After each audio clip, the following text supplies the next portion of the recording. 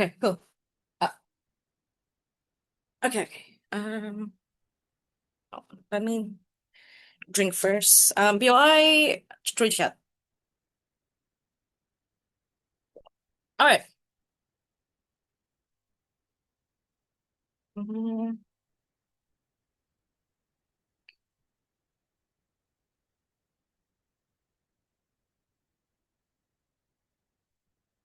okay, setting up my timer.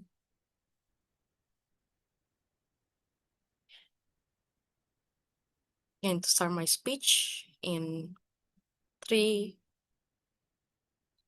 2, 1. Magnus doesn't necessarily get tired from classical chess or chess world as a whole. He is tired of FIDE's unjustified rules and unjustified regulations, the one that punishes the people. Government team punishes Magnus, such unjustifiably punishes Magnus the same thing as what FIDE did. Before going to my response, I'm just going to have a point of setup just to make it quite clear. Firstly, what is in the context and the chess world in itself, right? Um, Firstly, about FIDE. FIDE is the organizing body and sole organizing body of chess. They are basically, able to monopolize the chess competition, especially international titles. So right now, what Magnus wants to do is to challenge that idea, challenge the idea that anyone can get the title. You don't have to go through FIDE, which is a very long process. You need to be able to qualify, and in the entire years of you playing chess, for example, you need to have 2 years, for example, for you just to be able to qualify for a candidate tournament for you to be able to challenge the title of a world champion. All of those wrong rigid process is because FIDE is afraid of progression. FIDE is afraid of movement. um so they're also quite uncharitable towards the chess players in itself, and they rarely protects the chess player that do need it, right? Daniel Narosiski, for example, the one that desperately needs Fide's help because of an attack of another chess player, Fide doesn't protect him, and at the end of the day, he left. He left this world because of all the bullying from other chess players. Magnus is one of the stronger voices in chess world. No player, we do agree, no player can be as dominant as him. Even it's unfathomable for anyone to be as dominant as him. That is why his dominance is very much needed to be able to protect other chess players that FIDE doesn't care about, that FIDE never care at the very first place. But to note that in the chess in itself, you have the grandmasters, right? The one that are above like 2500 rating, but you also have super grandmasters such as Nakamura, such as Magnus Carlsen, the one that have a lot of influence towards the community and towards the chess world in itself. Example, this is like Ateneo with David Africa. That is basically what Magnus Carlsen is, but it insane dominance, right? So a few points of rebuttals before going to my argument. Three. Firstly, the thing about the FIDE rules, especially the one that Magnus Carlsen quote unquote broken, is about the dress code that makes everyone wear a formal business suit towards the chess competition. Notice in a classical chess competition, it can go as long as an 8 hours chess match. So you cannot be comfortable in all of those clothes. That is what Magnus wants to challenge, is the idea of at least I want to wear something that I'm comfortable with when I play. They are athletes. They do a lot of brain willpower as well as on their physical as well as their own physical capability, right? But the thing is, it's not just Magnus. It's not just because he's wearing jeans, but there's also another player. This is because they wear shoes that have laces. They also get punished from FIDE. And this is the rules that Magnus felt unjustified, and this is why he is able to challenge that because he's so dominant. A lot of other players also feel that unjustifiable from FIDE. That's why they're also able to challenge it because there's Magnus Carlsen. But the second thing, the idea of role model. They explain the idea of role model as just players that are perfect, that never rage quit, that never have broken any rules. When this is unjustified and it's practically untrue. Firstly, they are athletes and they are people, right? Emotions run high in a chess match, even if you're like on stream, online or offline, right? So they're not going to be perfect. There's going to be some bad words. They're going to have certain actions that may be frowned upon, but doesn't make them like less of a good role model of a chess player or even a human being. We do understand that they are, humans at the very first. Even the examples of like Nakamura being a better role model is also quite untrue because he also rage quit, he also trash talks, he also have made certain arrogance comments for his competitions. So what I want to explain is there is no such a thing of a perfect role model. But why Magnus Carlsen dominance is needed is because how he's able to gather a lot of allies, gather a lot of power to challenge the organization body is very, very arrogant and even create even more unjustifiable towards the chess players. Because the last response about FIDE, prestige and everything else. Firstly, they are the sole, the sole governing body of chess from how many years ago, right? Of hundreds of years ago. All of the chess rules that we play right now is based on FIDE's chess rules. So there is, just because Magnus is very POI? dominant, doesn't mean that Magnus himself are able to take down FIDE, and FIDE basically non-existent, right? Sponsor obviously will exist. Magnus Freestyle Championship right now, have a very different target market. What he wants is an, online competition that is accessible for everyone. FIDE solely offline and solely for those players that are, very, very competitive. POI? So again, it's a very different target market. FIDE would still stand anyway, but Magnus are able to challenge what is something that he feels very unjustifiable for the players. Sure, POI. POI? Judges, that is Three. factually incorrect. Number one, there is chess.com that is now sponsoring the FIDE itself, so they do it online as well. Secondly, they actually accept the freestyle system. What they do not like is that Magnus is pushing away FIDE, trying to be the monopolizer. That is why he's not a good role. The thing is, Judge, FIDE is the one that monopolized every single international chess titles, right? Sure, right now, chess.com supports FIDE, but before that, when chess.com itself blows up, FIDE doesn't like it because they believe that that online chess is not a true chess. Right now, they need to adopt chess.com whether they like it or not, whether it against their value or not. But that's the thing with FIDE, right? That's the thing with these certain organizations. Everything that goes against their value, they hate it. This is why at the end of the day, Magnus is very much needed, and this goes into my argument, by the way, why the dominance is needed. We understand that FIDE became very restrictive. That also punished Carlsen with, an uncharitable point system, for example. But at the end of the day, why Carlsen is very much needed in the chess world is because they became the voice of reason to oppose FIDE's unjustified regulations. This uncharitable source to player. The only way for you to even get a chance is to, to go into like official tournaments in like certain countries, for example, or certain tournaments that have a very high that is not open for a lot of other people, which is a very hard and rigid process in itself, or certain rule changes that made FIDE doesn't that made FIDE only supporting chess is only for the elites. But I think when Carlsen are able to oppose this, right, and create his own tournament, firstly, FIDE still feel threatened. That's exactly why they're still opposing towards his having a separate international title from this tournament, because Carlsen is dominant and Carlsen are able to gain a lot of support and a lot of community. The reason why Carlsen are able to get a lot of support is because the community of chess itself are also already tired of FIDE's conservative views towards chess. This is why Carlsen are able to get a lot of followings, a lot of community supports, even from another super grandmaster and other type of grandmasters. If, for example, FIDE is all good and then suddenly Magnus challenge FIDE, then obviously a lot of people will frown upon Magnus, right? But right now, that's not how it looks like. FIDE is, uncharitable towards the players, and Magnus tried to be charitable towards the player. That's why he got a lot of support. But the second thing, that's why then at the end of the day, Carlsen are able to be the one that goes opposed against FIDE, because aside from the fact that he is the FIDE's golden boy from so many years ago since he was a prodigy, he's also done a lot of things towards FIDE, even when he's uncomfortable towards that. He still keep on playing for 5 times, even when he only wants to play for the 4th times. At the end of the day, what he did right now is to fight against the unjustifiable regime of FIDE. Thank you. All right, thank you very much for that speech. To respond to case coming from opposition, DPM, here.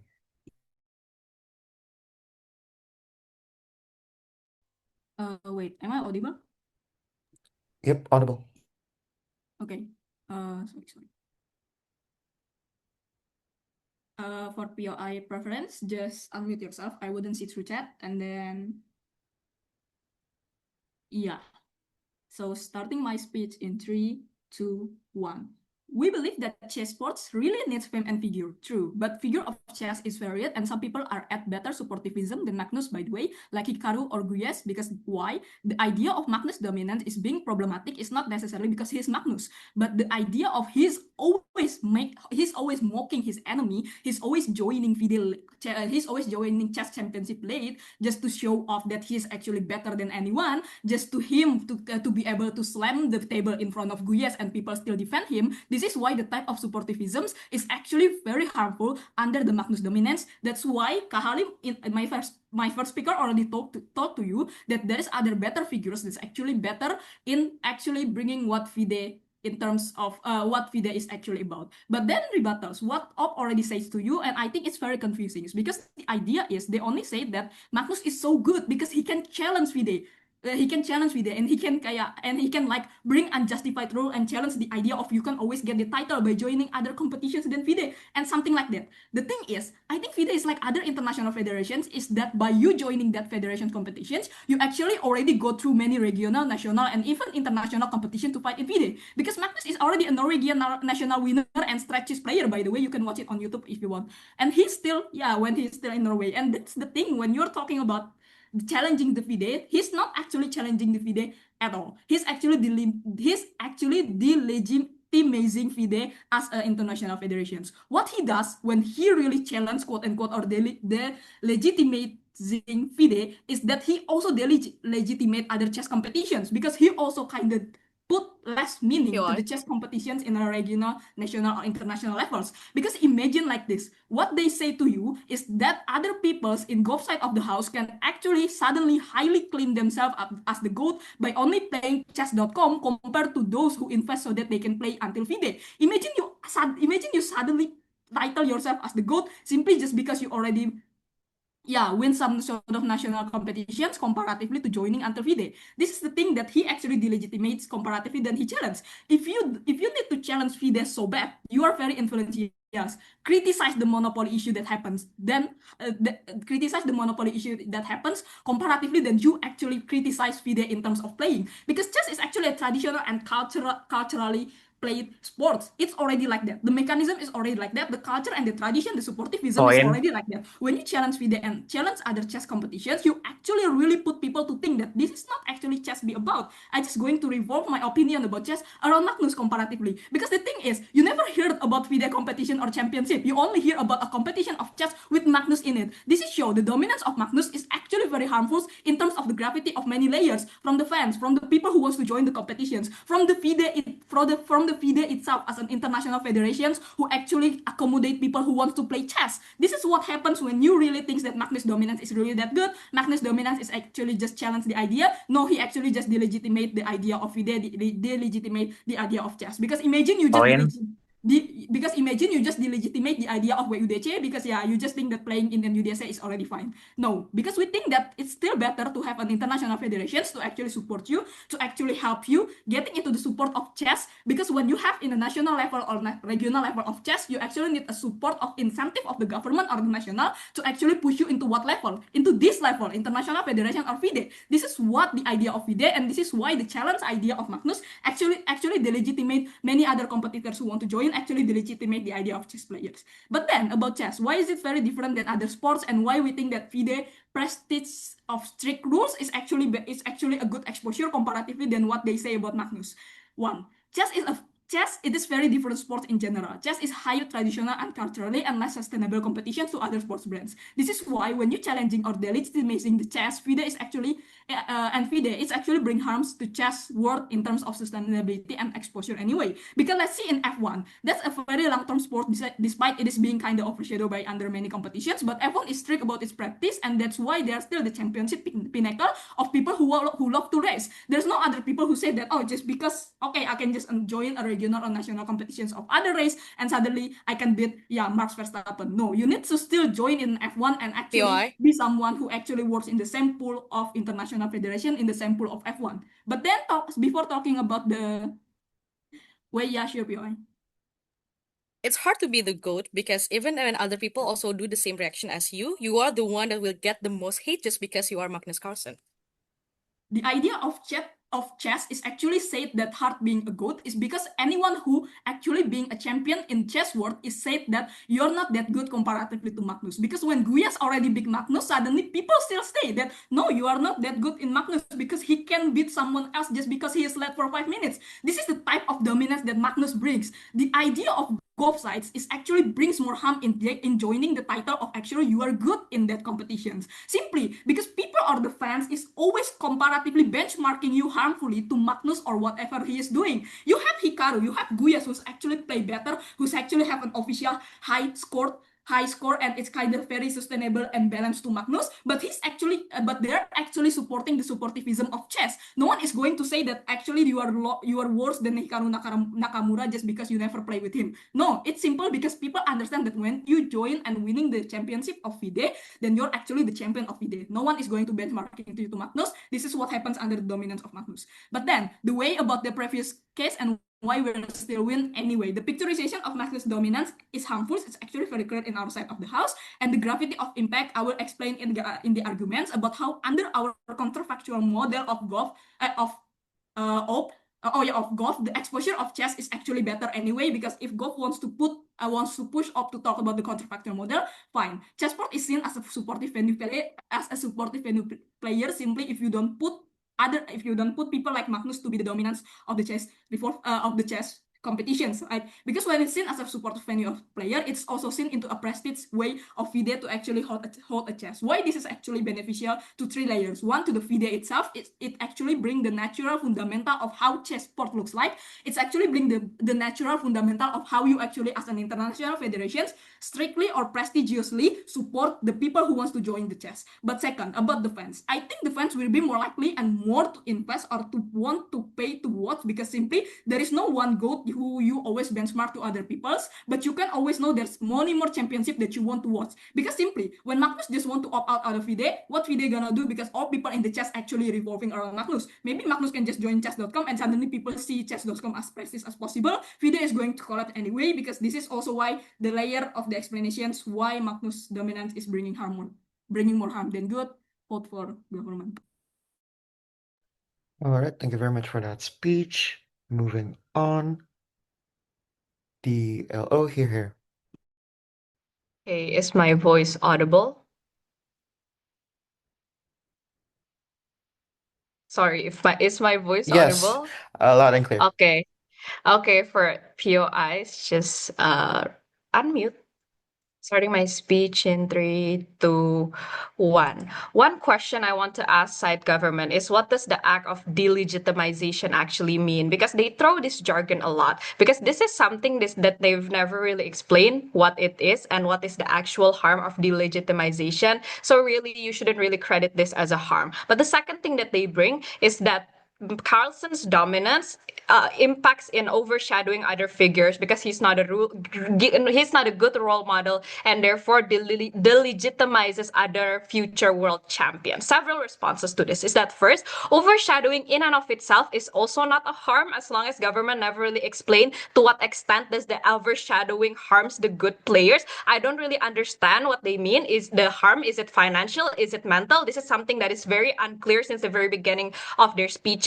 But secondly, I think the most harmful way for an athlete to be harmed is probably financially, because you need money to survive, and that's actually how you can actually gain appreciation and motivation to actually continue doing the sports that you like. But still, I'm going to rebut this. Several reasons why Carlsen's dominant won't harm other chess players, because I already told you that probably the most important thing and the most common way that the athlete can be harmed is by not receiving funding, because we know that money for chess players comes from prizes and, most importantly, sponsorships, like how other sports also work, right? So we think that regardless of how dominant Carlsen is, so long as we can prove why other good chess players still have the ability to gain sponsors and gain funding because of so many reasons, I think that there's still no really impactful harm that is being brought by the government side. But why are these players not going to be harmed? Because simply, first, that because participation in the world championships is expensive, that there's a large fee up front you need to pay, and we think that sponsors eventually still have the incentive to sponsor lesser known players or literally anyone that's not Carlsen, because the championship still needs lots of players in order to run. So if the harm that the government wants to propose, that other players gonna lose funding, for instance, because of how good that Carlsen is, we say that it's unlikely to reach to that extent, because Magnus is only one player out of millions, and we think that the market segmentation within the athletes and in the chess industry still exists. So investors still understand, regardless of how good that Carlsen is, other chess players such as Nakamura, so if you see seem to always glaze in your speech still have their own fans and therefore still enough for them to generate profit. So I don't really see how they're going to be harmed by the dominance of Carlsen. But secondly, exactly what you said, right? That Carlsen, because of his attitude, gets lots of backlash. I think this also proves that it is unlikely for sponsors to actually want to run toward Carlsen because they don't want their profits to drop because of the stupid things that Carlsen do, for example, which actually proves why even further why other players can actually be benefited by Carlsen's dominance and by his rash behaviors and attitude towards FIDE. So I don't really understand the harm. But secondly, on the issue of the delegitimization of future champions, of how other future champions are not going to be regarded as high because Carlsen has defeated them before. Once again, so what? There's no actual practical harm that the government portrayed by this. I don't really get to why the delegitimization is such a something that I need to care about. But second, even if it's true, this is an evaluation debate, right? This house believes that something has done more harm than good. So the harms that is likely to happen to the future is not important in the debate. And so eventually this argument just becomes irrelevant anyways, right? But I'm going to bring an extension and several rebuttals going to be integrated anyways, why Carlsen's dominance is needed. Before I go through to this extension, I want to point out the flaws in logic in government that says that Magnus is not challenging FIDE technically because he's still participating in the competition. That's not how it works. By this logic, then you would say that all activists in developing countries who perform demonstrations to demand social change are not actually changing the government because they're still using public transport and public healthcare and all other facilities provided by government. Just because you're benefiting, just because you have no other choice than this large organization and you're still benefiting from their facilities, doesn't mean that you cannot still oppose and be clashing against them, right? But I'm going to explain to you what is the problem with the current chess community, because the thing about chess that is different from other sports is that it is such a segmented and niche area.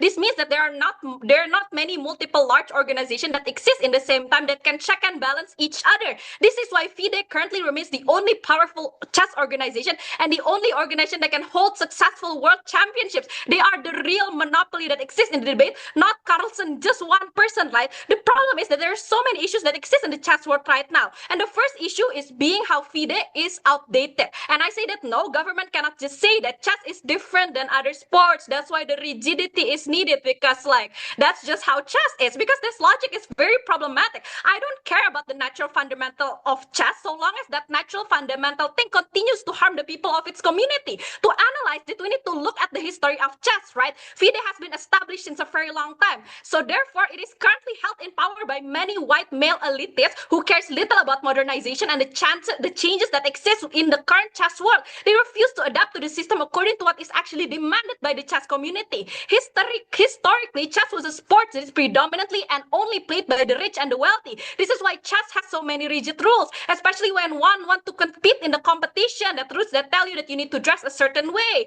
that limits your freedom of self-expression. You need to wear suits to compete, even though it's completely irrelevant to even the nature of the sports in and of itself, of moving simple game pieces in the board. I don't really understand why you need to wear suits for that. The problem is the world has changed very rapidly. Chess is no longer a game that is only exclusive to the rich. Chess has become more accessible with the insistence of online chess and simply as just playing a chess that is provided by you in like your local internet cafe, for instance. So the average working class person can now also participate in chess. This is why FIDE face so many backlash, because they keep on regarding chess as a rich people game when it is not, and refuse to make changes in the system to accommodate to the newer audiences and players. That's why their case on the legitimization of FIDE is problematic, because we say, yeah, sure, Carlsen is delegitimizing them, but we say that we don't care because FIDE is problematic anyways and deserve to be delegitimized. Second problem is that there is rampant discrimination and misogyny. That's why currently there's only one female super grandmaster, even though chess is a game of might, and there's no inherent disadvantage of women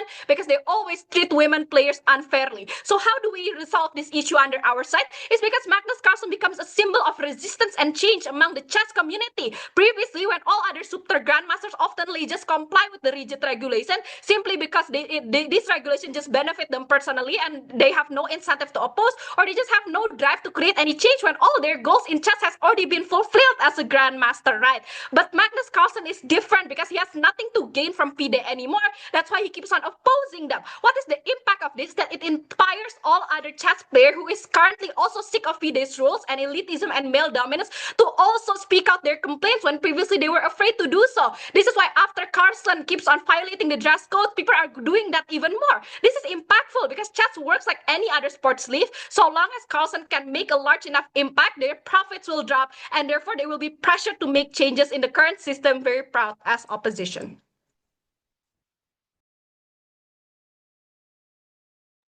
All right, thank you very much for that fun remark. To close up the substantive case coming from government, I call upon Government Whip. You're here. Okay, check, am I audible? Yep, audible. Okay, timer. Please just unmute yourself if you want to POI. Not really. I don't really know chess world, but I do know the influencers, so I just base it on that. So don't judge me. Okay, I'm going to start my speech in 3, 2, 1. That is so unfair. The entire case of opposition is no, actually, it's not true. But then, like, all of the things they say are factually incorrect. They say that Magnus Carlsen is the golden boy of FIDE, and they could not able to change it from inside. Yet, chess.com was actually introduced. Rapid blitzing was introduced by these type of like FIDE because they were able to be pushed by Carlsen. Meaning, actually, he was able to do it from inside. What happens next is that he does not care enough for chess or for the sport that created him in the first place, to the point that his dominance now has become very harmful. You say, what is the impact? What is the actual impactful harm? Well, less people care about Nakamura, less people care about the Botes sisters, for example, less people care about all of the other grandmasters, and that the other grandmasters, like you said, the alternative is more feminist, it's less sexist. Not really. Have you seen the fans of Magnus Carlsen? Have you seen his friends? Is it like he was friends with like a lot of girls? No. Most of the people that joined his competition is still full of men because they still use that same merit-based system that he believes is the correct one. He never actually pushes it culturally to any type of feminist or sexist ideals. That's why the girls are still used simply for him as a content to say that, this is why you want to join this, because there's a lot of girls that also play chess. That's how he sell those women comparatively with FIDE. In FIDE's case, if you are merit capacity in the idea that you want to actually become one of the best, you can still do that. There is one grandmaster, there's one super grandmaster who is a woman, meaning that in the end of the day, it is actually happening. It's just very, very lacking because of the traditional idea of how in general life is very misogynistic. That's problematic. I agree with that. But what I think is trying to push is a utopian freestyle system where Magnus Carlsen is the wokest person who is the best person in the world to lead chess and become the best in the world. No, he's not. This is the reason. You keep saying that, it's now sports that is not necessarily trying to be pushed by not just people in general, but we don't want just the high culture people, but also the low culture people. Exactly. They have done that by introducing chess.com, introducing online competitions, world championship, even inside Carlsen's own system. They made their own world championship in that particular sense. FIDE is capable of change as long as it's pushed together inside them. What Magnus is doing is delegitimizing. They say, what the hell is delegitimizing? Come on, you guys know what that means.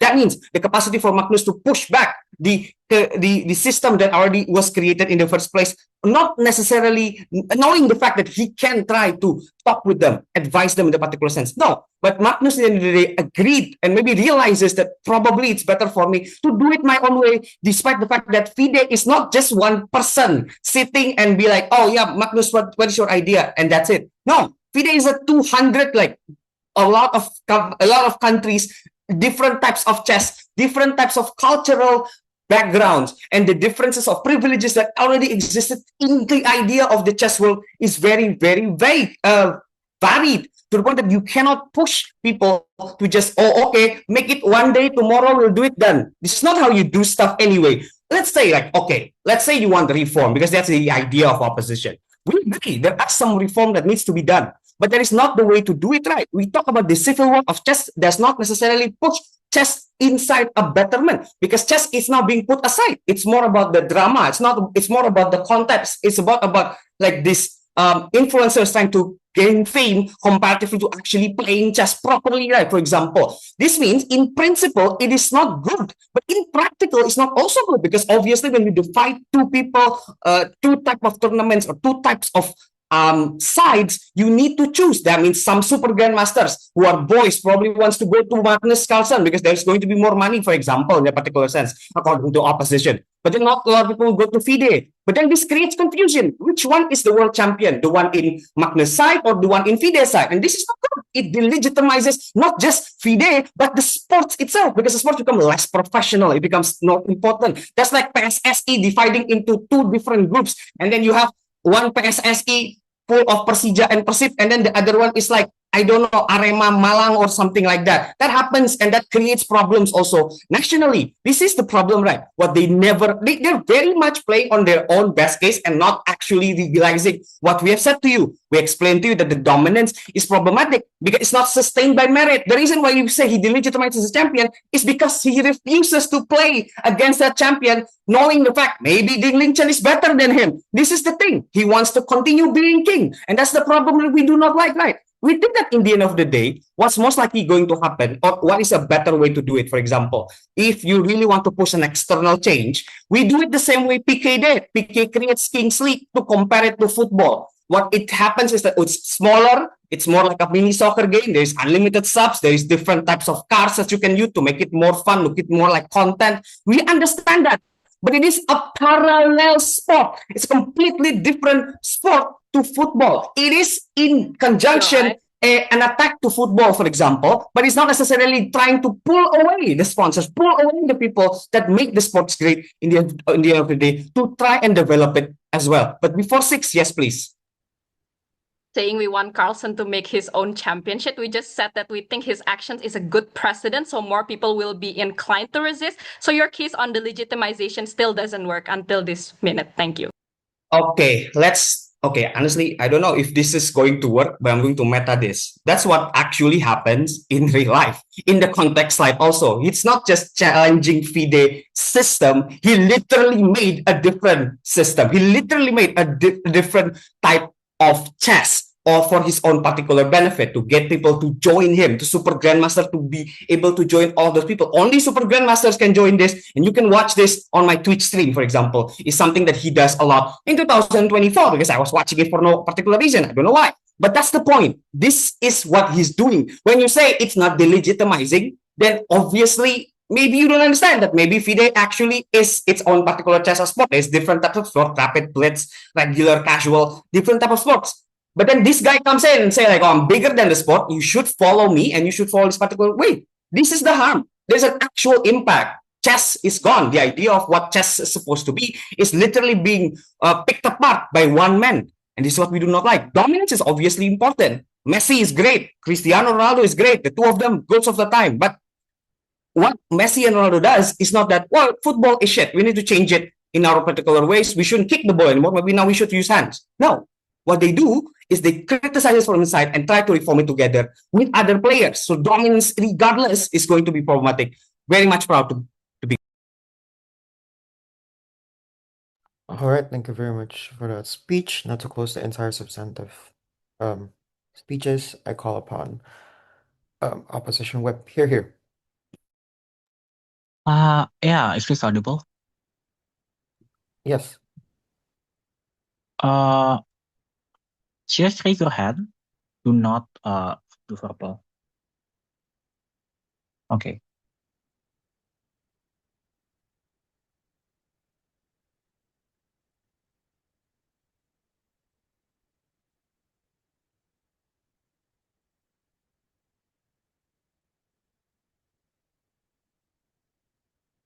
One thing that I want you to note down is that no explanation coming from government about why FIDE dominance is going to be great good, because they have not necessarily giving us a charitable characterization.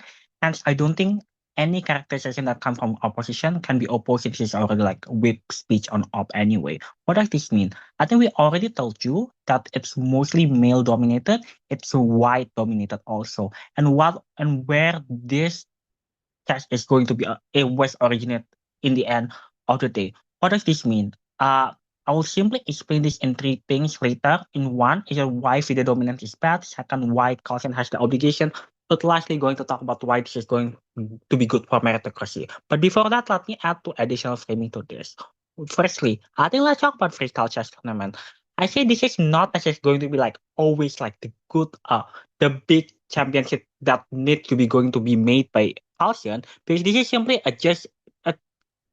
a different version of chess that only exists for fun. That does not necessarily that you need to make this as a new world championship in the end of the day. This is just a form of innovation and idea that it can be pushed if people do not want to have regular chess.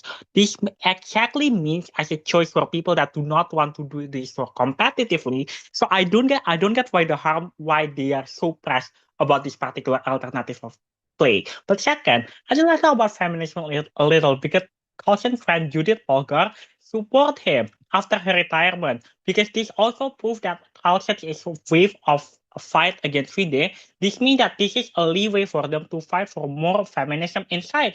I don't think that his friend signifies anything because I think this is a small word like this what debating it in the end. This means that at least what he's trying to say is that FIDE gave women chess players more confidence, at least a symbol to fight to ensure that in the end inclusivity can be retained much more in the future. But then first thing about FIDE's elitist idea, because what we need to understand is that FIDE is an elitist and chess puritan organization that consists of white male leaders and believe that chess is an offline sport and one shall only get the title if they fought in an international with formal attire.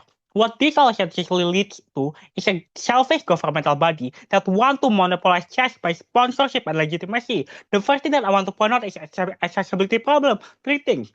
One, you will need a lot of funds to travel because you will not just go to get it on one city only. You will need to travel all around the world to join the championship. This is something that does not exist for everyone, right? But second, you will need to invest a long time for people to finally respect you for playing chess and have a lot of money and giving a lot of money to FIDE. It means that not everyone at the same time will have all the time and spend for that. I think it's okay to spend an alternative for people to just actually play fun. I don't think people doing chess.com probably because it's a famous one, but if there are freestyle that is much more proposed and is actually more fun, I don't see why it's a problem of alternative. But thirdly, not everyone wants to be good anyway. So like I don't get why it's the necessary problem for that for people to have like much more fun in alternative chess. What I'm trying to say is that sportivism on golf is being masked as an elitist idea because chess was not started as a game that is played by the people on ground, but rather was a noble exclusive sport as they thought no one deserved to play it if they did not confine a certain rule. But principally, right, Judge, not just because they did not fulfill a certain thing as a tire, for example, does not mean they have a less value as a player, and this should be like counted. This the flip is that on government. They don't want to join sport. They don't want people to join sports. Because look, the F1 parallel is not a good idea. Because not a lot of people can drive and have that lot of money to buy a car anyway. I don't get why they need to use additional things to do chess when it's only need board and pawns and brains in the end of the day. The second thing that I want to point out is sport sponsorship, why they should be delegitimized. One, that again, if Carlsen did bad, so it means no sponsorship, so I don't get what are they going to do with this. It's not going to be significant, but what's significant is the amount of benefit of this as opposed to giving it to the local community or even giving it for more female players to actually rise in this one. Because the second thing is that female players are not treated fairly anyway because they're oftentimes underestimated. And this is like microaggression that comes on board, right? And this is something that is disturbing as this is need to be like somewhat changed, which results in the result of refusal of participation in the end. What I'm trying to say here is that FIDE is delaying the progress of inclusivity, which means that to weigh this, legitimation is harmful because it means that a lot of people will not be able to join chess, and this will also eventually reduce like FIDE's legitimacy if even if eventually they want to still stick with the FIDE's dominance. But second thing I want to explain is why principle of obligation exists in Carlsen. Because exactly what's unique with his dominance is that no one expects to surpass his already so high score in the end of the day, and that's why people look up to him a lot. This is important because we are the symbol that is not going to be easy to move for people to understand that it's not easy to carry that burden and to have that bravery to make sure that they can actually fight against the system. This is why, in the end, him being the one who's currently having all the power is legitimate for him to try to fight and change, knowing that he already going through all of those hardship back on his old days, on how hard it is to fight as a chess player. And this is why I think it's making and this is why the reason why his action has nuance and not just they want to just trash talk about anything. Because even if we're going to write trash talk is bad, I don't think it's going to be like that productive, because in the end we're talking about sport, and even people trash talk in debate anyway. I don't get why this is going to be significant. But lastly, let's talk about meritocracy on spotlight and whatnot. One, I don't think his spotlight is going to be like what he wants the spotlight to be on him anyway. Because he's trying to take off the spotlight by not continuing being a world champion in the first place.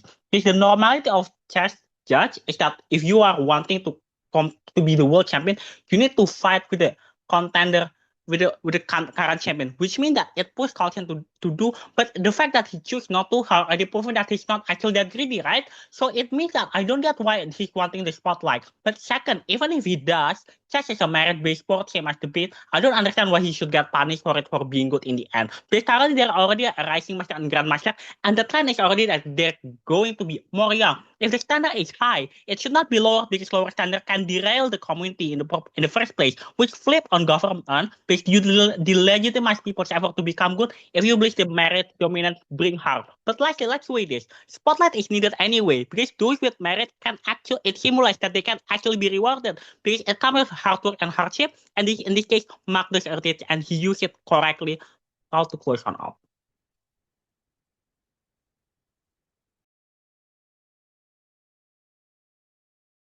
All right, thank you very much for that fine speech. Now to close the entire opposition bench, I call upon opposition reply. Here. Yeah, am I audible? Yep. Okay, hold on. Set up my thing first. All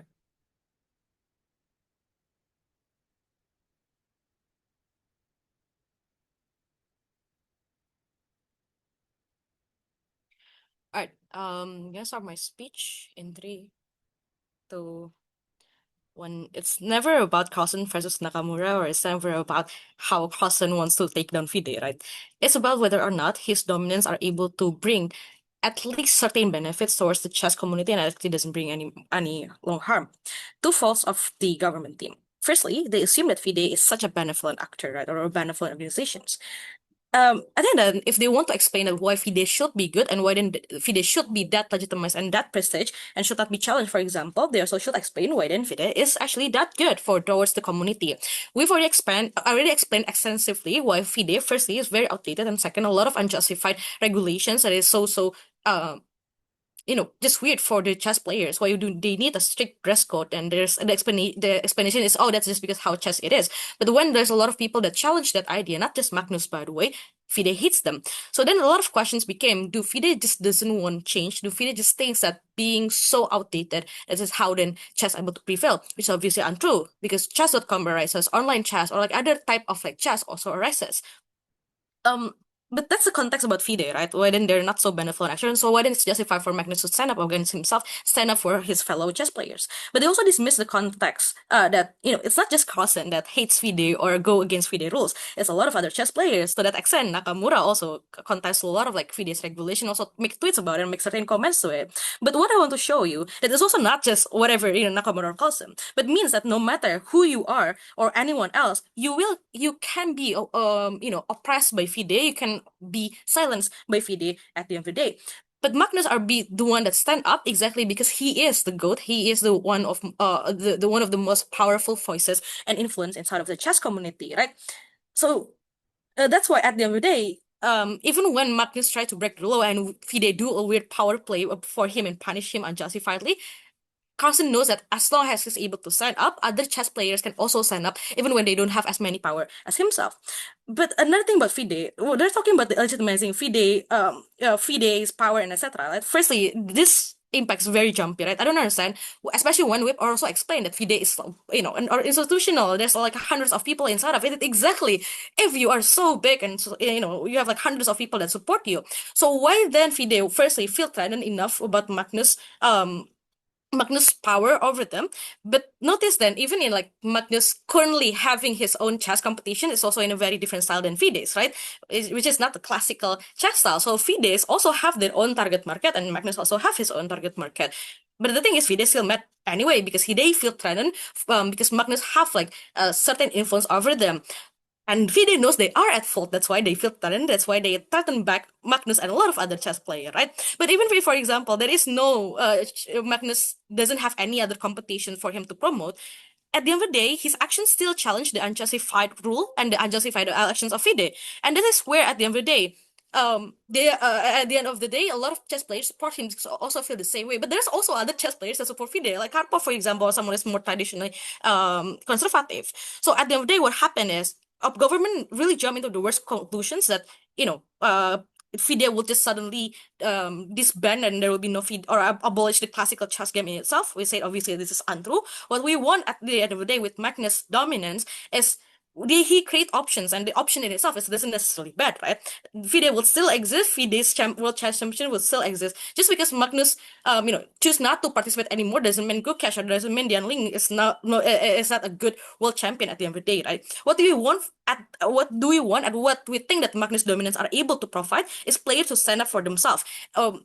Young players or like Judith Polgar or like other other players that feel unjust about FIDE's decisions. Magnus preached this, and that even when it's not all sunshine and rainbows, we think that it's still better for at least Magnus to be able to be the one that gives that oppositions or unjustifiable reasonings towards FIDE, just because he's the god and he's able to be protected. Comparing to like if other type of players, smaller players to do that, they will never able to be survive in the chess world. Proud to oppose. All right, thank you very much for that speech. Now to close the entire debate, I call upon government reply. Here. Okay, am I audible? Yes, audible. Okay, thank you. The reply will start in 3, 2, 1. We will win this debate by foreweighing in the picturization of Magnus' dominance, the confidence of player, influence to chess world, and actually the feminist extension of op is actually less relevant than our gravitational impact, because this is the biggest case of what happens in this debate. One, about the picturization of Magnus' dominance. Golf brings you the harm of what Magnus does about overshadowing FIDE, the legitimate other competitor in fence layers, that people always labeling people that they are not champion anymore just because they don't play against Carlsen. This is also brings about why under FIDE layers that when Magnus actually dominant influence and he suddenly drop outside FIDE actually lose its prestige because fans will move out to other competition Magnus join because they love Magnus. FIDE lose practically many investment, while other competitor who actually work their ass off to FIDE is actually delegitimated also. However, op brings you a very best case as if Magnus' dominance is just he suddenly pointing out the monopolies happen in FIDE. But instead, it is being made clear in the setup and the slides that his dominance is brought with his problematic attitude that try to dismiss this idea.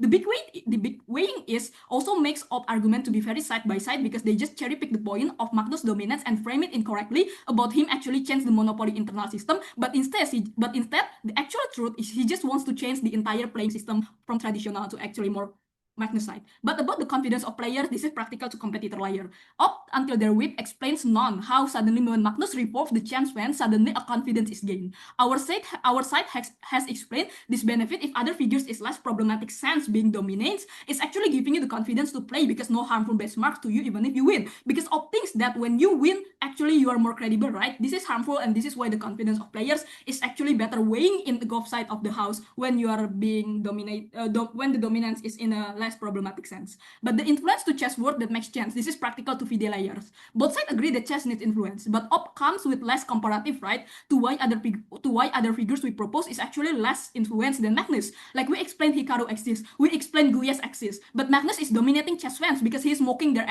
his enemy, and people just, hell yeah, he's good. And Gop has mentioned it many times, op actually dismissed this. Op doesn't talk about what influence he does compared to just making people suddenly can wear t-shirt to FIDE. What has changed in FIDE anyway when Magnus is in the dominations? Lack of picturizations in upside also show something that we weighing because Gop brings you examples of delegitimations. Why FIDE needs accommodations like WUDC and UDC relationship. Or even if you're a goat, be less harmful and criticizing like Ronaldo or Messi in FIFA, then just suddenly change how football should be played. This is the picturizations that we wish that we brings that op doesn't bring at all in their case. When they bring about other figures also against FIDE rules, they still respect their enemy during FIDE championship anyway, and Hikaru protests the internal issue ratio comparatively to change the entire system just because he is good. The difference is clear in our side in the very beginning. That's why they kind of side by side their case. But lastly, to the feminism extensions of why Op1 is less irrelevant than our gravitational impact of God. Because Magnus is brilliant and pulling the chess fan pool to actually revolving idea that chess is good when it's man. Their feminism extension is chess that full of elitist man is harmful, is actually in their side still revolving around Magnus, an elitist man anyway. To actually be seen as always a championship, golf brings you many picturizations about the legitimations about when a person wins a championship, there still be lesson to Magnus' performance. By this rationale, Op actually cannot also brings their case because their extensions is actually also work in our side of the house. Like female cannot be grandmaster and still be that female can be a grandmaster and still be delegitimate to Magnus. And no, just because one girl follow him, it's suddenly a good. It does not mean that the feminism extension is actually relevant. There's still many female grandmasters being mocked under his dominance also. In golf, not only about this layer, competition is harmful, we also bring about the idea of FIDE is an accommodation of chess player to be supported, and we also bring about the more positive exposure from a chess figures actually brings a more confidence and practical impact to both FIDE, to both fans, and to both competitor player. For this weighing, that's why golf win.